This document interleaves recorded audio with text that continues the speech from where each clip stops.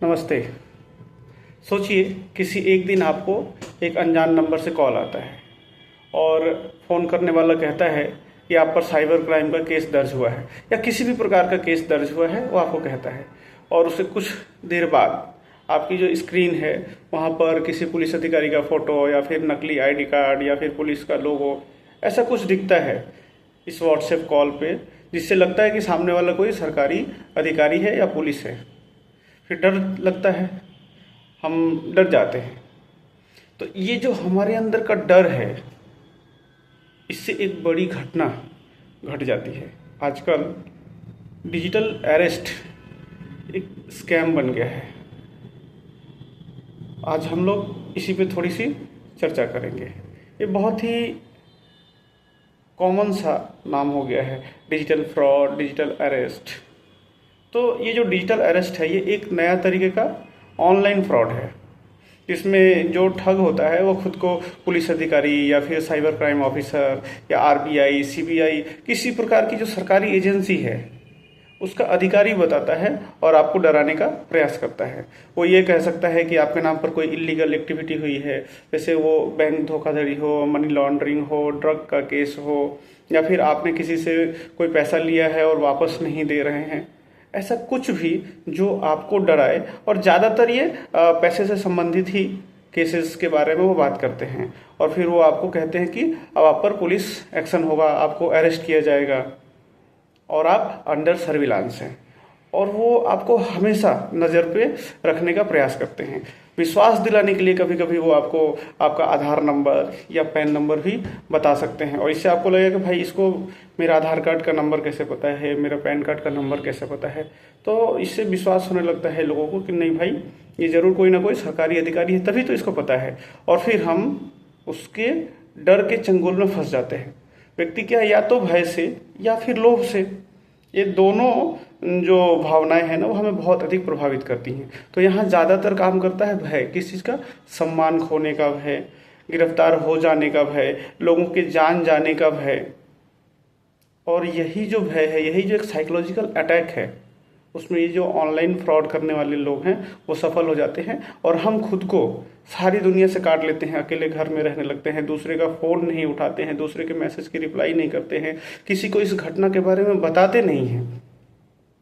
और यही digital arrest है कि आपको उसने डिजिटल मीडिया का यूज़ करके, डिजिटल डिवाइसेस का यूज़ करके कांटेक्ट किया और एक साइकोलॉजिकल अटैक किया, और आपने उसकी बात को मान लिया। और आप इस घटना के बारे में किसी और को बता भी नहीं पा रहे हैं, क्योंकि आपको उसने बता दिया है कि आप किसी को बताइएगा मत। अगर आप बताएंगे तो आपके ऊपर कार्रवाई होगी, लोग जान जाएंगे, या फिर ये जो जांच है ये प्रभावित होगा, तो इससे और अधिक बड़ा कुछ जो है खतरा आपके ऊपर आ सकता है। ऐसे अलग अलग जो लोग होते हैं ना, वो आपको अलग अलग तरीके से प्रभावित कर सकते हैं। अभी कुछ दिन पहले ही हमारे ही एक परिचित के साथ में ये घटना हुई, इसलिए मुझे ऐसा लगा कि इस विषय पर सभी से चर्चा करना चाहिए। तो यह जो डिजिटल स्कैम है ना, इसमें क्या है कि लोग पहले आपको फ़ोन करते हैं। फ़ोन ज़्यादातर व्हाट्सएप कॉल के माध्यम से आता है, क्योंकि व्हाट्सएप कॉल जो है रिकॉर्ड नहीं हो सकता है। तो उनके अगेंस्ट में अगर आप इन फ्यूचर कुछ करना चाहें तो जो प्राइमरी एविडेंस होता है वो हमारे पास नहीं रहता है। नॉर्मल कॉल होगा तो उसके रिकॉर्ड होने की चांसेस अधिक रहती हैं, व्हाट्सएप कॉल के रिकॉर्ड होने की चांसेस नहीं है, वो इनक्रिप्टेड रहता है। इसलिए ज़्यादातर लोग व्हाट्सएप कॉल करते हैं। इसका मतलब ये नहीं है कि नॉर्मल कॉल नहीं आता है, नॉर्मल कॉल भी आता है, मगर ज़्यादातर व्हाट्सएप कॉल आता है।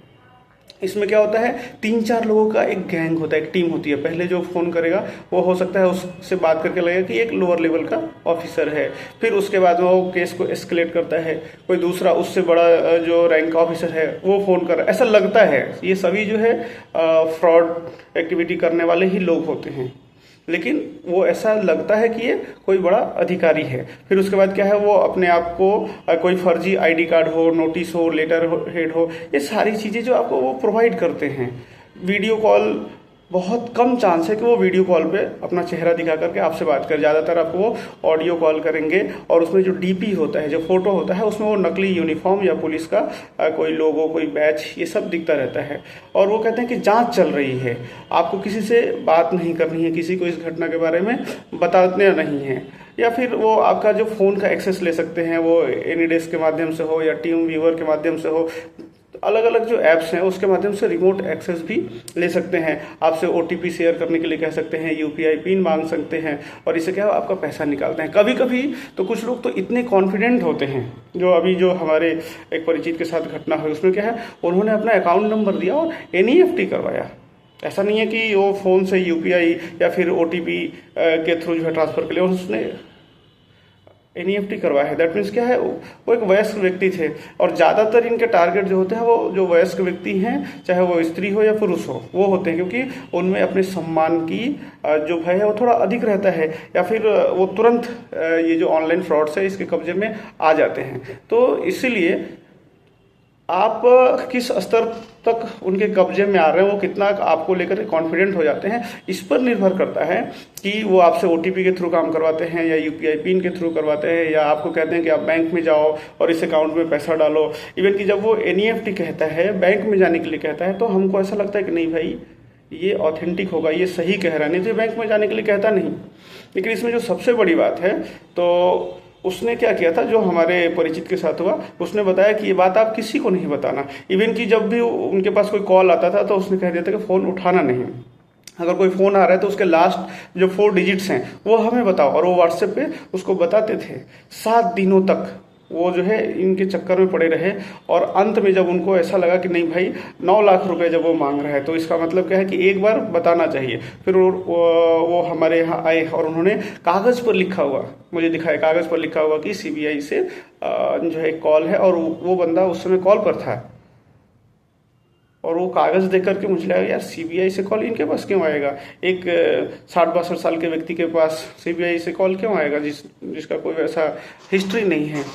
तो फिर हमने उसका स्क्रीन देखा, स्क्रीन देखते ही समझ में आ गया कि भाई एक फ्रॉड है, क्योंकि पुलिस जो है, पुलिस आपके साथ इतना चैट नहीं करेगी, इतना कॉल नहीं करेगी, वो लोकल थाना में इन्फॉर्म करेगी, उसके बाद ही कोई जो प्रक्रिया होगी वो करेगी। फ़ोन के माध्यम से वो सारी एक्टिविटी नहीं करती है। अगर उसको कुछ बताना होगा तो आपको मेल करेंगे, SMS करेंगे, या फिर लोकल जो पुलिस है वो आपके घर पे आएगी। वो आपको फ़ोन पे सारी चीज़ें, व्हाट्सएप पे चैट इतना नहीं करती है। ऐसे साधारणतः क्या है, हम लोग पुलिस स्टेशन में जाते हैं, कोई केस लॉन्च करना तो इतना समय लगता है, पुलिस के पास इतना काम रहता है, इतनी व्यस्त रहती है पुलिस, तो वो 24 घंटा आपके साथ टच में नहीं रह सकते कि हाँ भाई आप अभी क्या कर रहे हैं, सुबह में उठ करके आप वॉशरूम जा रहे हैं इसकी भी वो खबर ले रहा है, आप रेडी हो रहे हैं उसकी भी खबर ले रहा है, घर से बाहर जा रहे हैं या नहीं जा रहे हैं उसकी भी खबर ले रहा है, आप बस पे चढ़ रहे हैं तब आप उसको रिपोर्ट कर रहे हैं। ये सारी अपने दिन की सभी जो एक्टिविटी थी वो रिपोर्ट करते थे। इस तरीके से उनको साइकोलॉजिकली जो है वो कैप्चर कर चुका था। ये घटना किसी और के साथ भी हो सकती है, आपके साथ या आपके परिचित के साथ भी हो सकती है, इसलिए इसकी चर्चा जो है वो बहुत ही आवश्यक थी। तो जो डिजिटल अरेस्ट है ना, इसको पहचानना बहुत मुश्किल नहीं है। इसमें देखिए, जब भी आपके पास में कोई व्हाट्सएप या मोबाइल पर कॉल आए और वो कोई भी व्यक्ति अपने आप को सरकारी एजेंसी का ऑफिसर बताए, तो उससे घबराना नहीं है।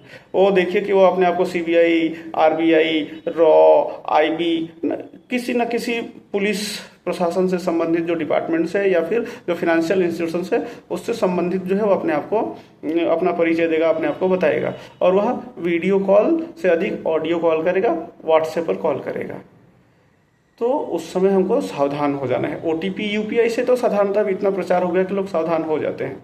दूसरा क्या है कि लोकल जो अपनी पुलिस स्टेशन है उसके माध्यम से अगर आपके पास में कोई नोटिस आता है तो वो ऑथेंटिक है, रजिस्टर्ड पोस्ट हो, ऑफिशियल मेल पे, इन सभी जो कम्युनिकेशंस के मीडियम है ना, इसके थ्रू गवर्नमेंट ऑफिशियल जो है आपको कांटेक्ट करते हैं।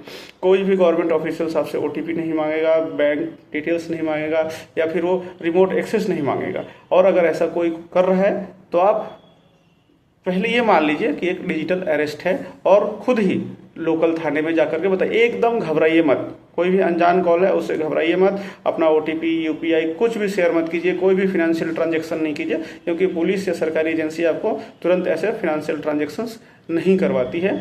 अगर कॉल आए तो कॉल को डिस्कनेक्ट कीजिए और अपने परिचित को अवश्य बताइए, चाहे कुछ भी हो जाए इसके बारे में अपने परिचित लोगों को बताइए।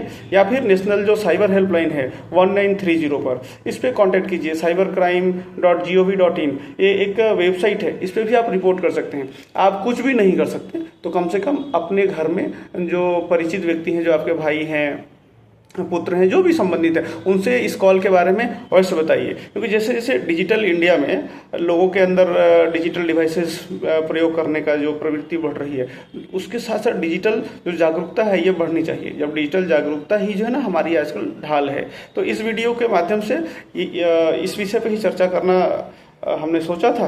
क्योंकि अभी हमारे ही परिचित के साथ एक घटना घटी है, तो इस वीडियो को अधिक से अधिक लोगों के साथ शेयर कीजिए। ज़्यादातर वैसे लोग जिनकी आयु 50 साल या 60 साल से अधिक है, जो डिजिटल जो ट्रांजैक्शंस हैं, जो डिजिटल फ्रॉड है, इसके बारे में कम जानकारी रखते हैं और यही इसके सॉफ्ट टारगेट हैं। इसलिए आप उनको ये वीडियो जो है शेयर कीजिए, उनसे जो है इन चीज़ों के बारे में बातचीत कीजिए।